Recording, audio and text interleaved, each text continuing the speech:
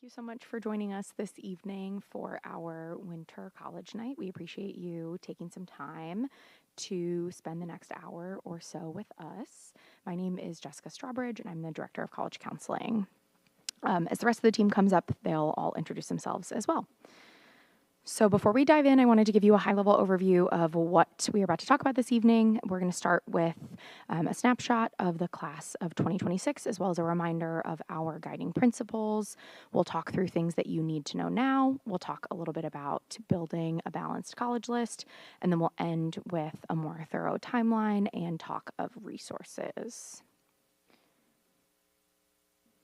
So we want to be intentional about naming the expectations, as this is really a partnership between students, the family, and each of our counselors. Many of these are not dissimilar from the standards that are set for all university school students. So students, you'll recognize those words up there, and these are things that we ask you to uphold in and out of the classroom.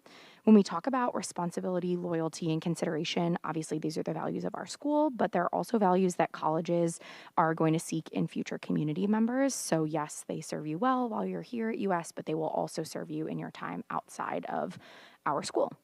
Responsibility means that the student should own the logistics of this process. They need to understand requirements, they need to meet deadlines, and they need to proactively communicate with both their family and their counselor.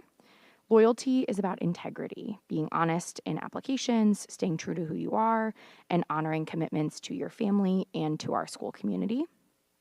Consideration means doing the work to explore your options thoughtfully and not just defaulting to a narrow or prestige-driven list. Students who approach the process in this way tend to make more thoughtful and more confident decisions, and that ultimately shows in their applications. The role of the family is also incredibly important. We ask that you allow your student to drive this process. This is going to build ownership. It's also going to build confidence, and it'll set them up for success as they navigate a college environment in about a year and a half.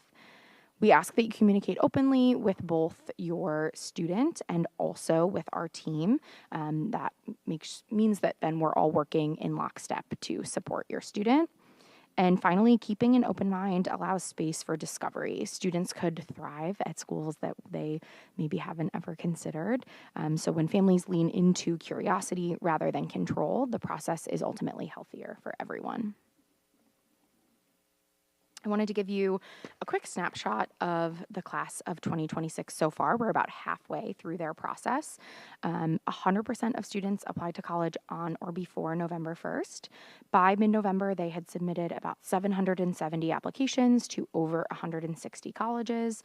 And then as of January 12th, yesterday, they submitted over 1,000 applications to 229 colleges. Our goal is that every single student has at least one college acceptance in hand before we head out to winter break, and we were able to meet that goal this year, which is very exciting. And by winter break, about a fourth of the class had finalized their enrollment. One of the clearest patterns that we've seen so far with the class of 2026 is that many of the students who applied early with authentic and thoughtful applications have seen really strong outcomes. Ms. Imbrescia is going to talk about deadlines and the benefits of applying early, but I did want to highlight that students who have done well are not simply the ones who just applied early. They're the ones who applied early and whose applications clearly reflected who they are, why a school made sense for them, and how they would engage on that campus and in that college community. Admissions officers can tell when a student knows themselves and their reasons for applying, and that clarity has really mattered in this cycle. So now I'm going to pass it on to Ms. Imbrescia to talk a little bit more about what you need to know now. Thank you.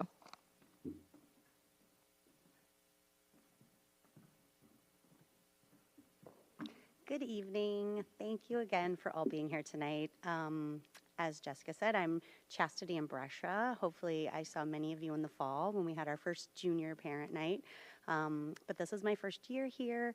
I have really enjoyed over the past few days. We just started college counseling class, getting to know many of them, and I'm really looking forward to continuing to get to know them over the semester and beyond. So I'm going to be speaking about some important things that you need to know going into the process. The first are all of the decision rounds that are available for your sons when they are applying. When I applied to college forever ago, everyone just sort of applied in the end of their first semester senior year in January and February, and without even really knowing it, that was called a regular decision round. Students still apply regular decision today. It is the most popular round to apply.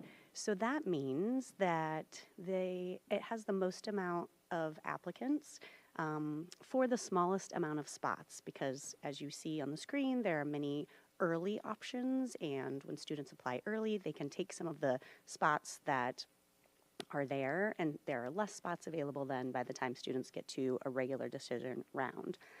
So when you think of it, students have the most time to apply, but the acceptance rates go down because of the larger applicant pool. The next round is early action, and like the name implies, the difference in this is that the deadlines for the application, they are earlier. Typically, November 1st is what we try to keep in mind, and November 1st is what we encourage every student to apply to if it's possible that their school has an early action round. We really want students to apply in that early action round period. We love this because, like I said, you're going to have fewer applications for the most amount of spots at that point, and it's a non-binding option. So students can apply without worrying, and they can still get a lot of notifications from colleges and still have a lot of options. Restrictive early action is very similar to early action, except again, it has some more restrictions on it. It is not as common as regular early action. Typically, highly selective private schools offer this application round. It has similar dates to regular early action, but there are just some more restrictions. Typically, you can apply to the one private school and other public schools, but no other private schools. But we will work with your son if they make the decision to apply a restrictive early action school to see what all of those restrictions are for their particular school. The next round is early decision. So like early action, it is early, typically again, same timing in most cases. The biggest difference with early decision is that it is binding. So that means families, you will sign a contract, your counselor will sign a contract stating if your son gets into the school in early decision, they need to enroll as soon as they can, and they need to withdraw applications from other schools immediately. So that means, yay, good news. They said, you're my first choice, and the school said, great, we love you, we want to have you. So you get to find out early, you get to release some of that stress for the rest of the school year. Some students still really want to know where they're going to get in other places, just so they, it's really interesting to know, and we understand that. But unfortunately, they still need to withdraw applications and not apply anywhere else. So it's going to include everything from tuition, room and board, the fees, health insurance, transportation costs, anything you can think of. The important thing to know about this is that is the cost before any aid or scholarship is applied, whether that's merit or need-based. Once you know those details, then we consider that the actual cost of attendance. So one way that you will be able to know what sort of aid you can expect is by filling out the FAFSA, which typically opens on October 1st every year. That is the free application for federal student aid. And it is the application, like it says, that is free. It's operated by the Department of Education, and it is going to determine your eligibility for the need-based financial aid. That's going to be federal loans, grants, loans you pay back, grants you do not for the students, and any federal work study programs you might be eligible for. A key thing to note is you're going to use your prior year tax information when you're filling this out. So your sons will be freshmen in the 27-28 school year, sorry. So you are going to use your tax information from this past year, 2025, when you're filling out the FAFSA. The CSS profile is another application that some schools will require you to fill out, particularly private schools. It is operated by the College Board, and unfortunately, it is not free. It's going to provide a more thorough look at family finances.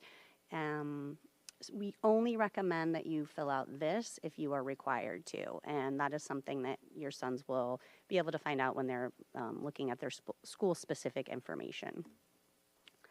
Okay, another way that you can determine what your aid will be before your FAFSA, that FAFSA actually comes out and you fill it out, is by looking at net price calculators. So every college that receives any form of federal funding is legally required to have a net price calculator on their website. So you can go to, that applies to almost all, but not all colleges and universities. You can go to their website, there will be a net price calculator, you can search it. You're gonna provide some financial information, particularly that prior year tax information from 2025, and it will give you a really rough estimate of how much aid you might expect from that particular school. You're going to want to fill that out for every school you think you might apply to, because it's not standard across schools, and it's going to give you a good idea of how much aid you can get and how much an institution prioritizes affordability. Please remember to take a screenshot and document that, maybe save the PDF or screenshot in your notes, so that way when you actually apply and receive your award letter the next spring, you can just match that up to make sure it's about what you're expecting. Okay, this is my last slide. Some other important considerations. So hopefully families continue to talk about all aspects of college, but especially the financial aspect is it's really important. Not only talking about, you know, what's expected of the student, what the parent might be providing, but think about things like, do you want or expect your son to work when they're in college, or maybe the summer before college? Are they expected to pay for, they will likely have a meal plan, but are they expected to pay for things like Chick-fil-A on a weekend if they don't feel like eating in the dorm, things like that. Another good thing to think about are loans. If a student takes out a federal loan to support their education, who's going to be responsible for repayment? A student loan is in the student name, so they are legally responsible, but sometimes parents kind of help out with those things. And then any financial changes since December 2025. Are you as a family documenting those changes since the tax year concluded? Each year you will file a new FAFSA in case financial situations change for families. The Department of Education wants to make sure students who actually require and need that need-based aid are the ones receiving it. So if you have any dramatic changes, then that's definitely going to show up on the next year's FAFSA. So you want to keep that in mind as you are putting in these net price calculator, getting that information back. Okay, Dr. Bonin is now going to come up and talk about what it means to build a healthy list.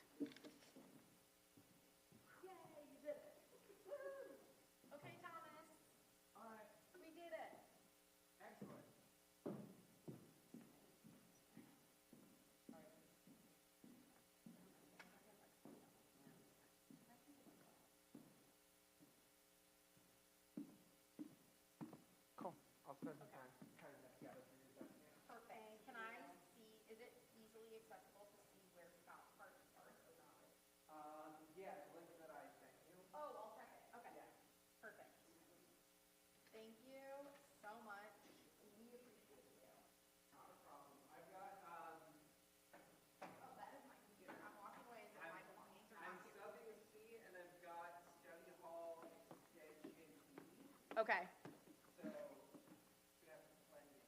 Okay. Perfect. I'm going to put the little thingy underneath. Is that okay? Okay.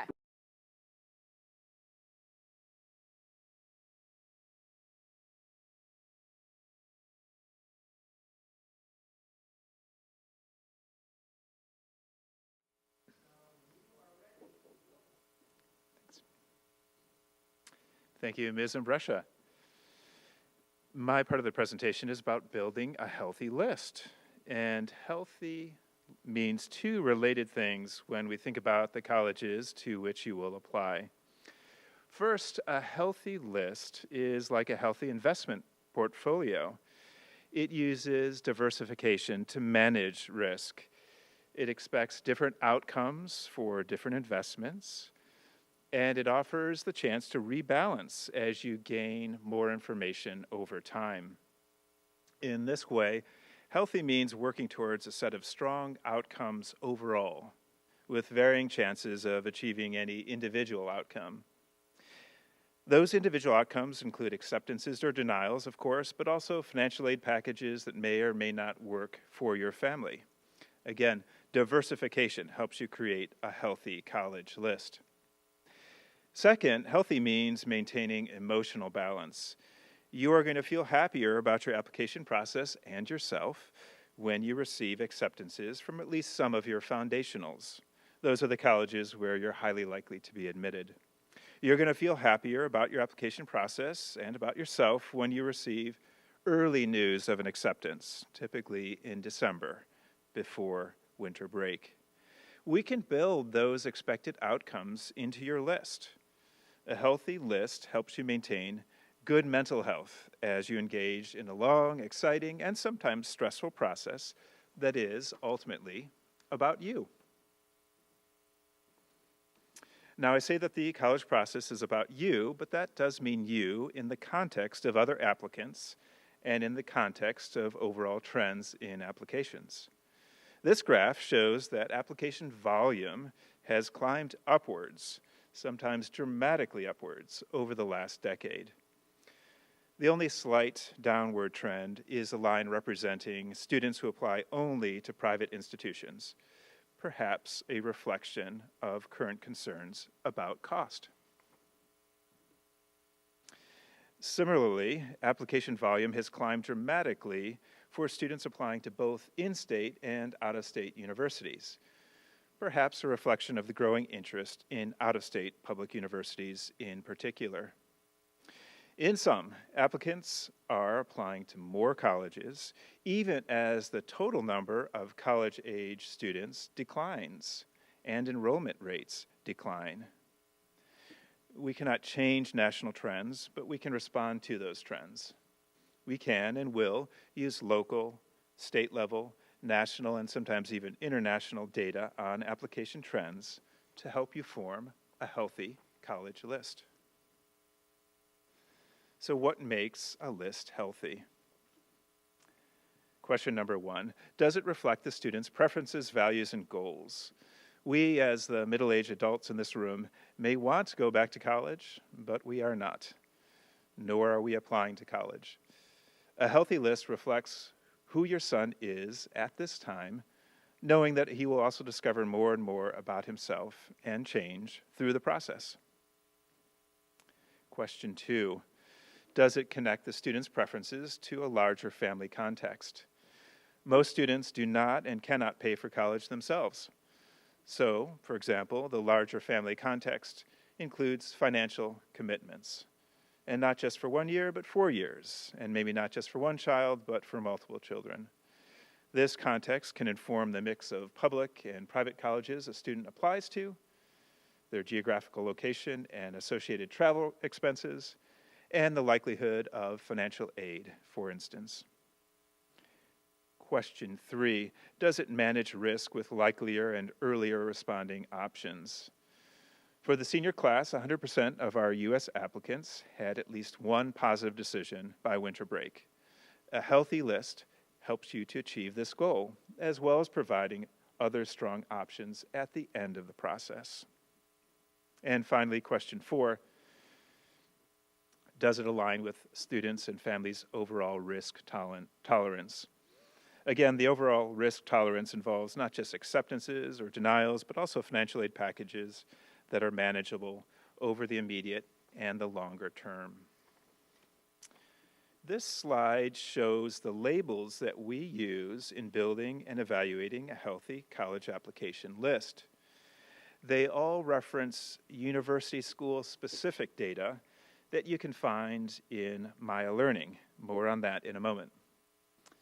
The foundationals are called foundational because they are essential to any college application list, just as a foundation is essential to the structural integrity of a house. If recent university school applicants, that is, applicants with similar GPAs and test scores to your own, have been successful in gaining admission 3 out of 4 times, we label that college a foundational for you, too. The data for possibles show that U.S. applicants with similar credentials have gained acceptance about half the time. The reaches suggest a 1 in 4 chance of admission for U.S. applicants, or an overall admission rate that is 25% or lower. The data for far reaches show few, if any, recent admits, or the college has an admission rate that is 15% or lower. Some students believe that they can increase their chances by applying to many of these far reaches. This is not true. The application is not a lottery ticket with a random draw. The same academic criteria are being applied over and over again. So the takeaway is that a healthy list has equal proportions of the foundationals, the possibles, and the reaches. In addition, many students choose to add 1 or 2 far reaches to their list. How can we know the likelihood of admission to a certain school? We use college-specific data via their websites, U.S.-specific data via Maya Learning, and finally, our own interpretation of that data. That interpretation is often influenced by conversations with college representatives who come to speak to U.S. boys every autumn. Last semester, for example, there were some 130 such visits in all. Gathering and evaluating this sort of information is both an art and a science, and we can never predict outcomes with complete precision.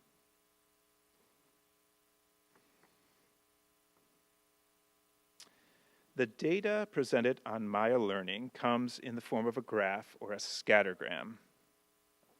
And the next slides are going to help us understand how to use the scattergrams to find patterns.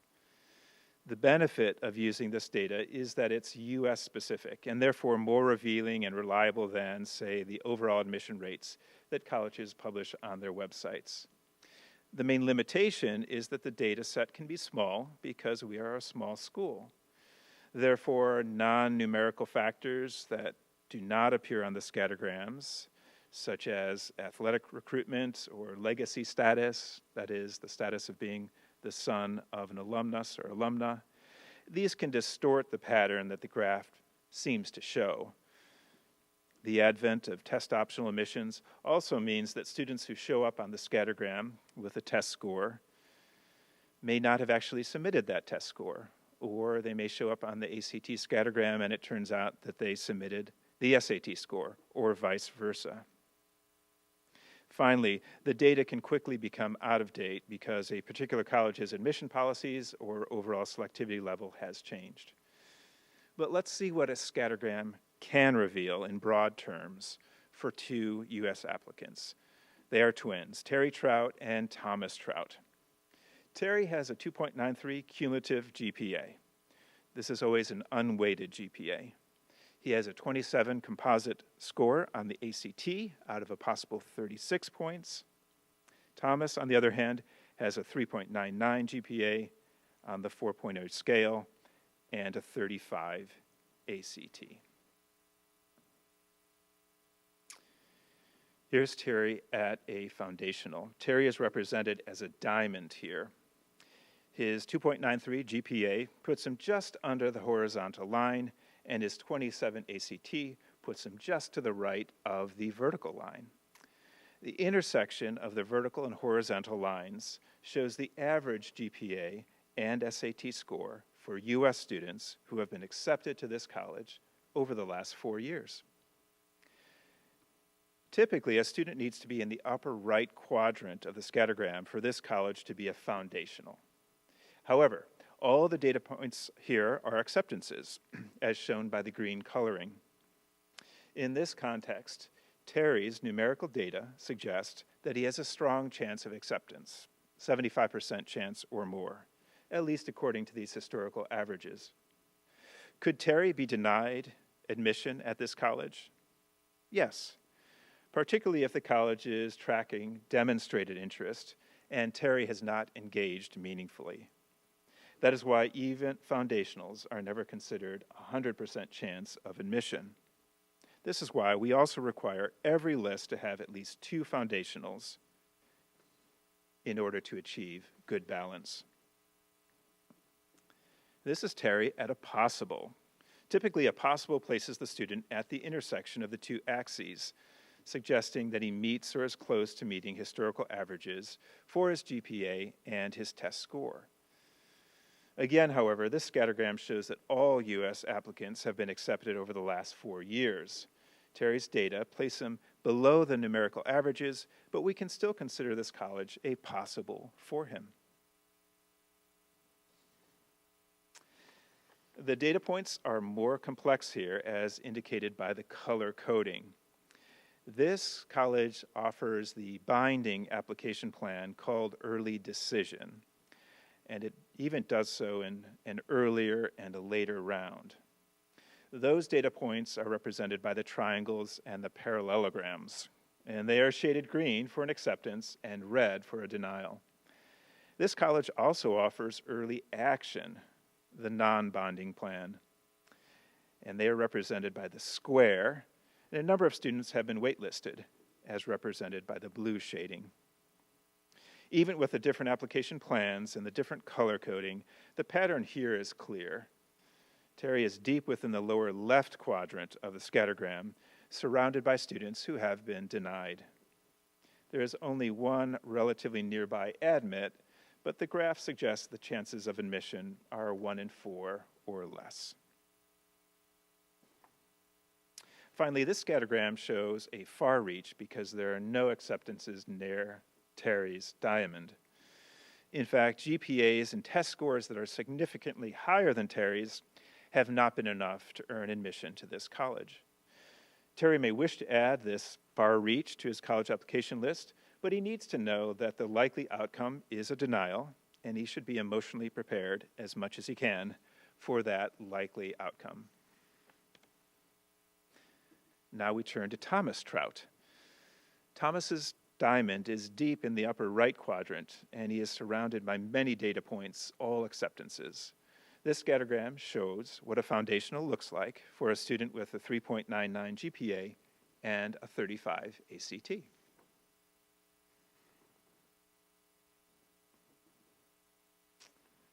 This is Thomas at a possible. Again, the data become more complex at this college, given its 3 different application programs: Early Action, Early Decision, and Regular Decision. Thomas's diamond is at the upper right quadrant of the scattergram, but this is not a foundational for him. The closest data point is a student who is waitlisted and never offered admissions, in effect, a denial.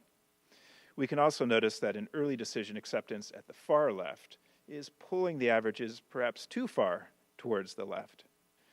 This applicant may not have submitted a test score, or he may have submitted the SAT rather than the ACT, as shown on this scattergram. His choice of early decision may have affected the result substantially, or he may simply have been the best oboe player in the country. We just don't know. However, with all this nuance, we can still estimate that Thomas has at least a 50-50 chance of admission at this highly selective college, and therefore we'll label it a possible.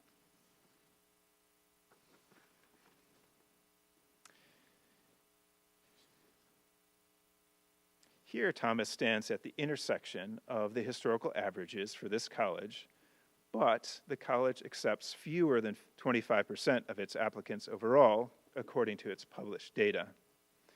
Therefore, this college, by definition, is a reach, but sometimes called a reasonable reach for Thomas. Finally, here's Thomas at a far reach. This college offers yet another application plan, Restrictive Early Action, which offers some benefit over Regular Decision. However, the college is highly selective, offering admission to fewer than 15% of its applicants, making it a far reach by definition. Thomas's data point here is hard to see at the upper right, but he is 1 point on a vertical line that includes waitlisted and denied students, all of them who had a 35 ACT. So amid all this data, I will now turn the presentation over to Ms. Ullery for a few central takeaways, as well as a timeline for your work ahead. The graph suggests that the chance of admission are about 1 in 4 or less, and so we'll call that a reach.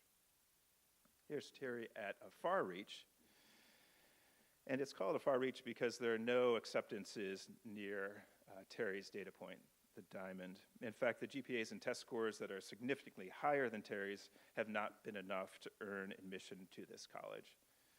Terry may wish to add this far reach to his college application list, but he needs to know that the likely outcome is a denial, and he should be emotionally prepared as best he can for that likely outcome.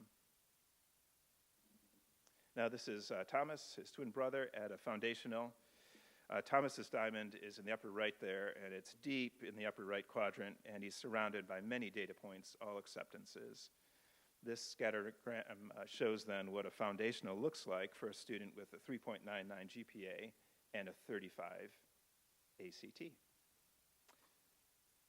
Again, the data become more complex at this college given its 3 different application programs: early action, early decision, and regular decision. Thomas's diamond is in the upper right quadrant of the scattergram, but this is not foundational for him. The closest data point is a student who was waitlisted and never taken off the wait list. So effectively, that student was denied. We can also notice that there's an early decision acceptance at the far left of the graph there, and it's probably pulling the averages a bit too far towards the left. This applicant, he's, I guess, the parallelogram, green parallelogram there. This applicant may not have submitted a test score, or he may have submitted the SAT, whereas this scattergram is showing ACTs. His choice of early decision may have affected the results. Maybe it was a strong advantage for him, or he may simply have been just the best oboe player in the country. We just don't know.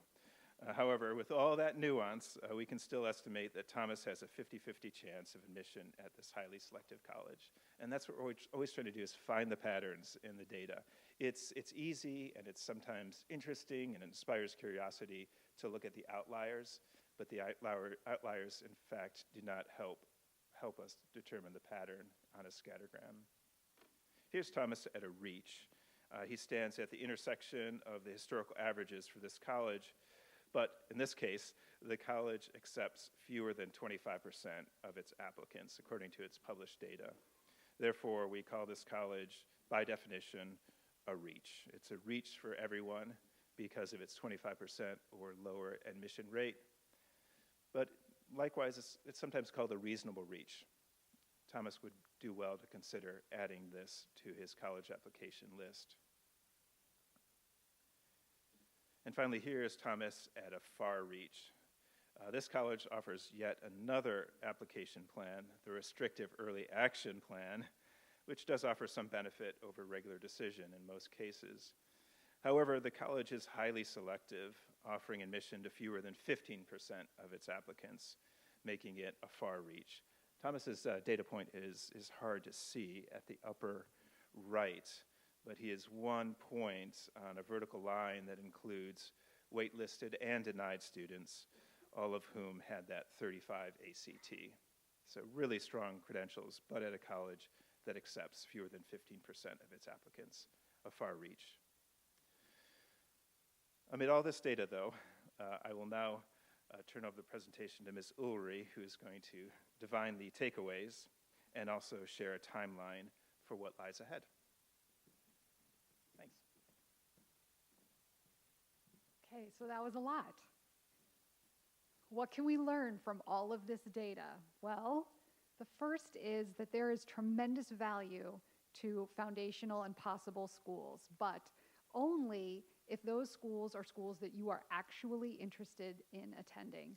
As Dr. Bonin said, our office will require each boy to apply to at least 2 foundational schools, and we want those schools to be schools that you love and can see yourself on those campuses. And for the most part, they're out there. We just need you to take a look and be open to what those might look like for you, and make sure that those are schools that fit in with your family's budget, their location preferences, and that those are places that you have visited and that you could really see yourself attending. Honest conversations are what gives us a healthy list. And the boy, your student, is going to be the person who is driving those honest conversations about what he truly values in terms of a college experience. So each student is going to be the first person to be at the center of this conversation. What are the things that you are looking for in your academic experience at the next level? Where do you want to be? What do you want to study? We need to make sure that you are the person who's driving that, and then engaging your family in that conversation as well. Your counselor is going to work alongside you and your family to make sure that we are giving you also honest information for a healthy list. Each boy here is known and loved. I believe that. I hope that you have felt that over your time at US. Part of knowing and loving you is giving you honest feedback about where you stand in terms of the admission process. It's really important to know your tolerance for risk. So if you are a person that just pushes all the chips in and you want to apply to as many far reaches as possible, that is completely your prerogative in this process. But you also have to realize, as Dr. Bonin said, those applications are not individual lottery tickets. And so the more far reaches you apply to, the more you have to be prepared to hear a lot of no's. And that just may be the outcome because those schools admit so few students. So knowing how you will feel opening your email and getting 5 no's on the same day, trying that feeling on, it's really important to think, I would also like to apply to a number of schools where I'm going to open that email and see confetti and get a video of a mascot cheering. Those are important for you to think about as you go through the process. And to that end, earlier decisions and earlier responses from college can make this feel a lot better. So it was amazing that all of our students had a positive yes by the time they left for winter break. That feels really good when you can go into winter break and say, I'm going to college.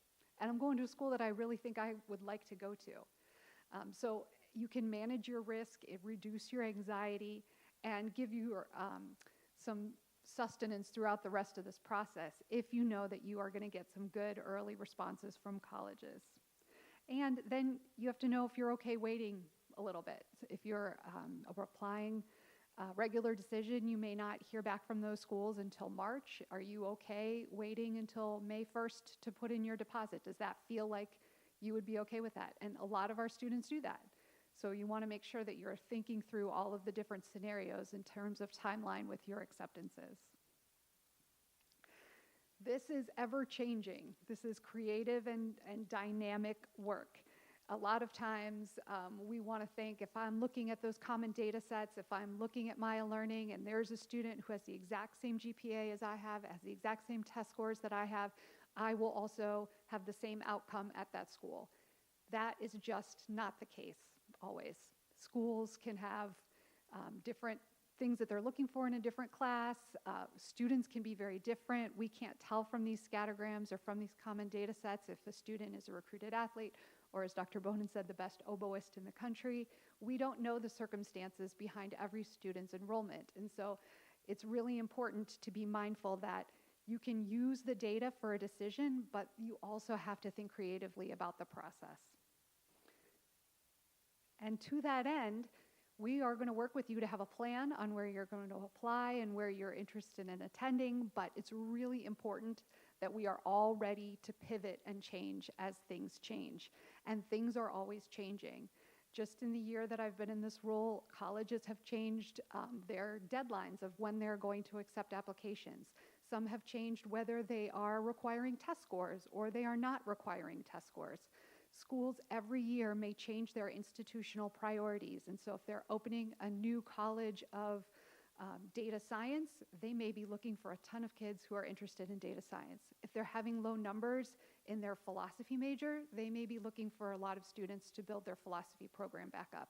That's something that we don't always know ahead of time, but can have a huge impact on a college journey. Equally, there are times that government regulations change, and that impacts how colleges are enrolling students. So this is really a moving target, and it's important that we continue to move along with it. Okay, so what can we control? What can we do in the process? So, did I skip one? Okay. Looking forward, this is the goal. This is where we're going to end up, and that's the fall of 2026, when we come back to school at the start of next school year. So, as we've said, having everybody ready to apply by November is our goal. This is what we are going to be working towards from now until the fall. So we're all going to work on this timeline where we are going to start. For many of us, we started last week or we're starting now, so that we are ready to have a college list finalized by the fall of next year, and we're ready to submit applications in October. There are some guys, you may have classmates who are working on their applications right now. That is stressful, and energy is waning. So the earlier that we can get everything turned in, the better off everyone will be. So fast forward, or I guess rewind to right now. This is what we're doing right now. College counseling classes started. I think most of you, maybe 75%, have been through your first round of college counseling class. And the college counseling class for juniors is dedicated to two parallel processes. That is, building the set of materials that you will be using for your application, and then building the list of colleges to which you will submit those materials. That is most of the goal for the junior year in terms of our college counseling class. You will be working one-on-one with your college counselor. Some of you have already had those meetings. Some of you have already scheduled those meetings, and hopefully the rest of you will have them scheduled by the end of this month, so that we can start working with you to figure out what is important to you. What kinds of things are you interested in studying? What kinds of colleges have you already thought about exploring? Where have you been in this academic setting? What do you value about your U.S. education that you want to translate into a college? And what do you not like about your current academic setting that you definitely want to find in your next academic setting? So we're going to start talking about all of those different preferences and dreams, and then we're going to start building a list.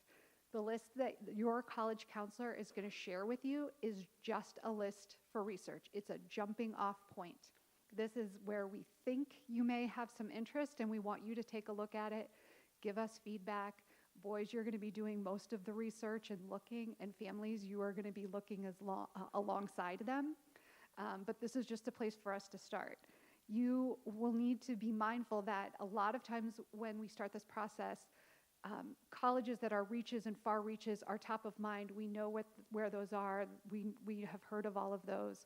We're going to be trying to give you a lot of different options that could be foundational and possible options, so that you have all of those positive responses in December, and that you can really start thinking about how you might find yourself living your best life on a campus next year, or the year after, rather.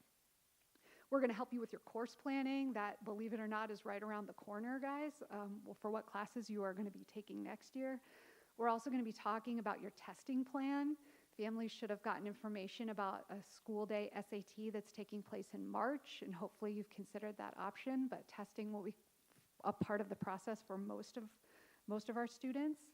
Once your counselor has met one-on-one with your student, then we are going to invite families to meet together with us and their son to talk more formally about all of the values that your family has around the college process. We're going to be sending you regular emails. I know you probably are getting tired of emails, but they're going to continue to come probably every other week, giving you an update as to what's happening in the college counseling class and what we've been working on one-on-one. It's really important, as we've heard from everybody, to be honest and have good conversations with your son about what you as a family really are looking for in your son's experience. Yes, he's going to be leading this process, but it's important for you to talk openly and honestly about finances, to talk openly and honestly about your family dynamic.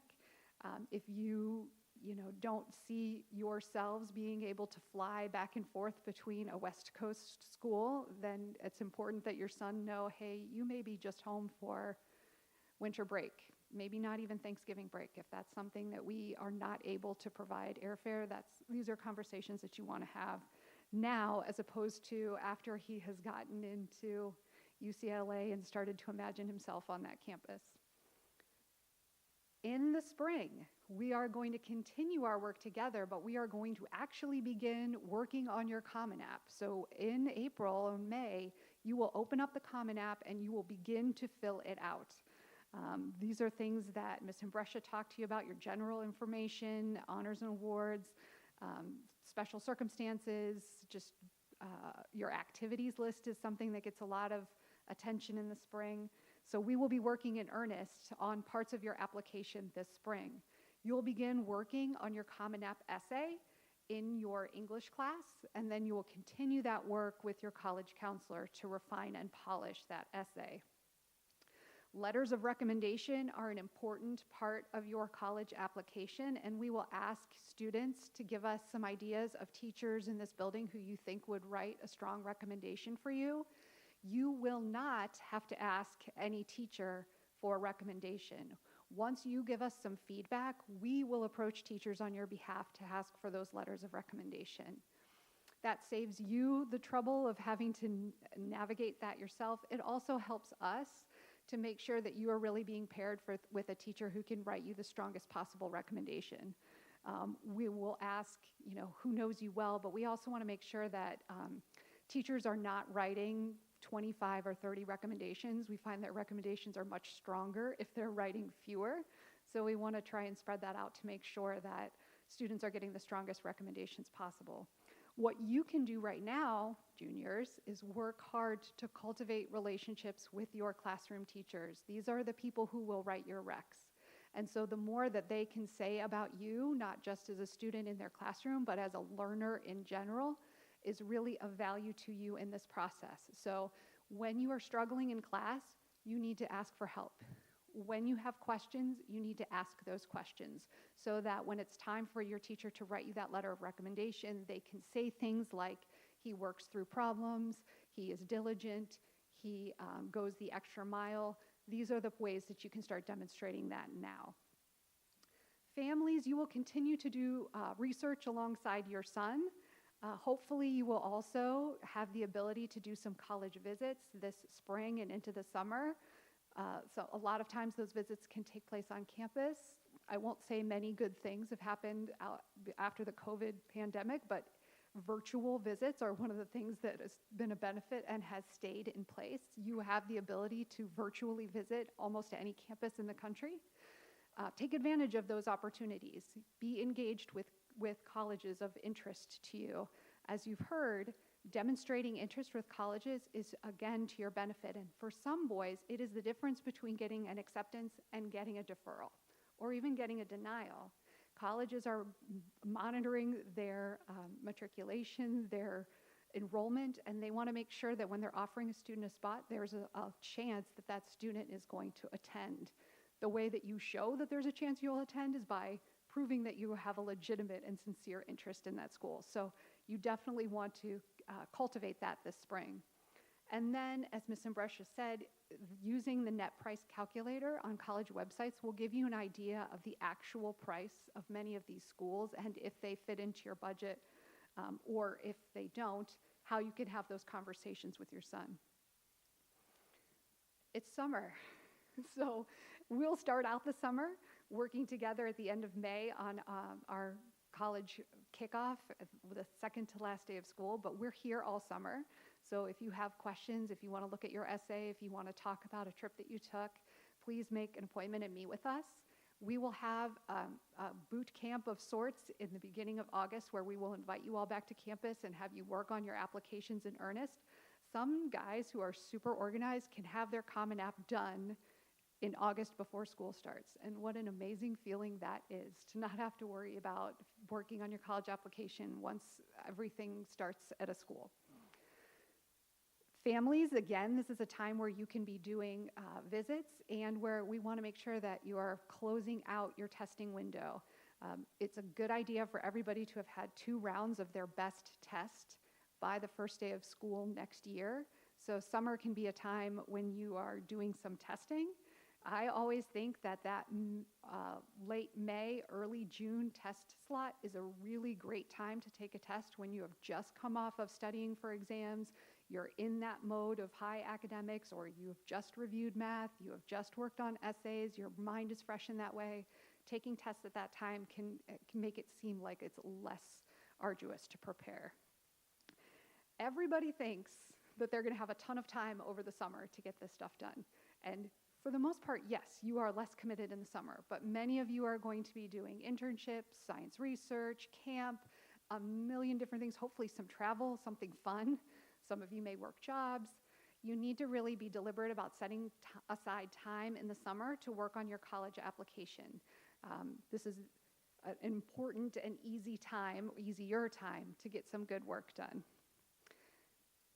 We asked our current seniors what they would tell themselves if they could go back and do this again. Over 75% of them said, do not procrastinate. Not surprising. They wished that they had started earlier. They wished they had been more on top of that. Please heed their advice. Make sure that you are meeting deadlines, exceeding deadlines in some cases. Make sure that you are getting things in. Don't wait till the last minute to submit your applications. You may hear people talking about schools, but you may not have an idea if a school is right for you unless you do your own research. So please don't just listen to what people say, but do your own research on schools. Pay attention when you're going to a college visit. Engage with those counselors, those college reps that are going to visit us on campus. Keep your grades up. Your grades matter. Your grades matter tremendously this year. This is the last year that you will have grades to report on a transcript that will be part of your application. So your junior year grades are very important, but so are your senior year grades. Those will be submitted. And in some cases, they may be submitted when you are deferred from a college or when you've been waitlisted from a college. Strong grades in your senior year can make the difference between staying on deferral or being accepted. So it's really important that you continue to give a good effort in the classroom. And then we are a tight-knit community. You have a lot of people in this room, in this school, who are looking out for you and want the best for you. So when things get stressful, families and students, please reach out to other people for that support. The college counseling team is here to support you through the process. Your friends are here, other families who've been through this. We're all part of the process, and we all want to do this together. There are some resources that you can use to help you. Maya Learning is what Dr. Bonin just showed you. That's where you'll find those scattergrams and the data from our US students. All parents should have gotten information about how to log in to Maya Learning. If you did not get that information or you're having trouble, please reach out to your son's counselor for help. If you are saying, I don't want to log into Maya Learning, this is my kid's thing, he will figure it out. Bless you, I love that mindset.